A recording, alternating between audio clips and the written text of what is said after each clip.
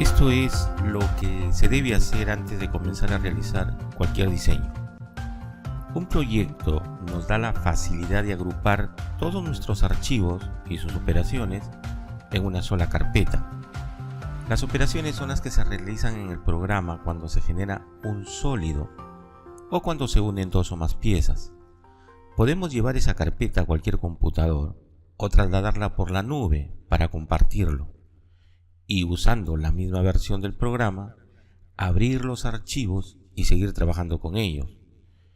Cuando se comparten los archivos mediante un proyecto, todos los que acceden a ese proyecto verán las mismas piezas y las mismas operaciones. Mientras trabajamos en un proyecto, el acceso a los archivos es más sencillo.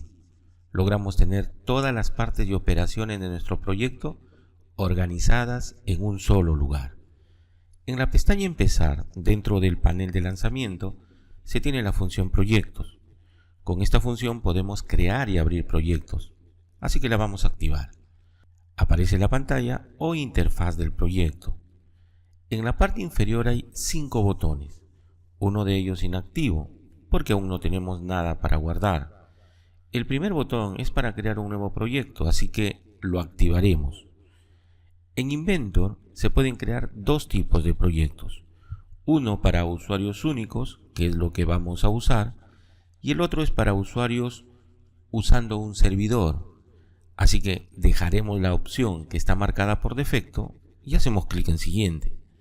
Ahora debemos ponerle un nombre a este proyecto, pero antes, observe la estructura. Este proyecto creará una carpeta con el mismo nombre del proyecto y lo guardará dentro de la carpeta de Inventor. Esta carpeta denominada Inventor se crea dentro de la carpeta de documentos de Windows al instalar el programa. Al costado de esta ruta hay un botón con 3 puntos. Haciendo clic en ese botón podemos cambiar esa ruta y definir una carpeta diferente.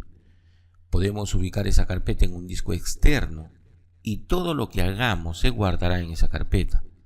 Solo hay que tener cuidado que cada vez que trabajemos en el proyecto, ese disco externo debe estar conectado.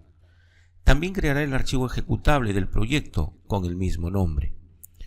Así que le pondremos a este proyecto como nombre Certificación 2020. Luego haré clic en Siguiente. Ahora tenemos la opción de seleccionar una librería de partes o piezas que tengamos y que podemos usar en nuestro proyecto. Esta es una opción interesante. Por ahora está la librería de componentes eléctricos que viene con el programa.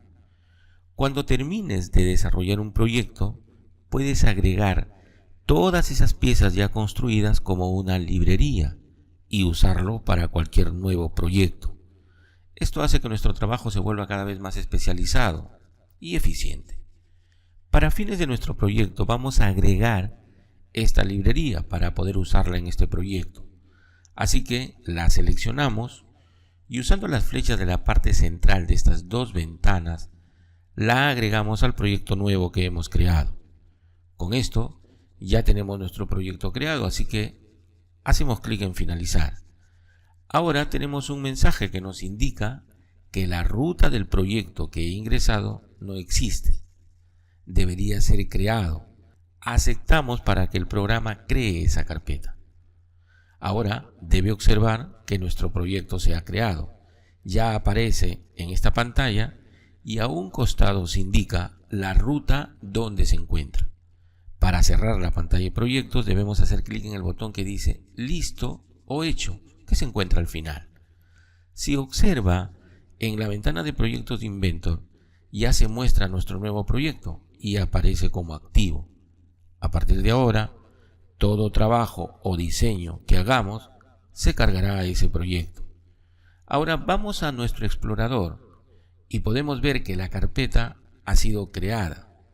Vamos a abrir la carpeta de Inventor y dentro, como puede ver, tenemos la carpeta Certificación 2020. También podemos ver que dentro de la carpeta de Inventor se tiene el acceso directo al proyecto. Y dentro de la carpeta de nuestro proyecto se encuentra el archivo IPJ completo.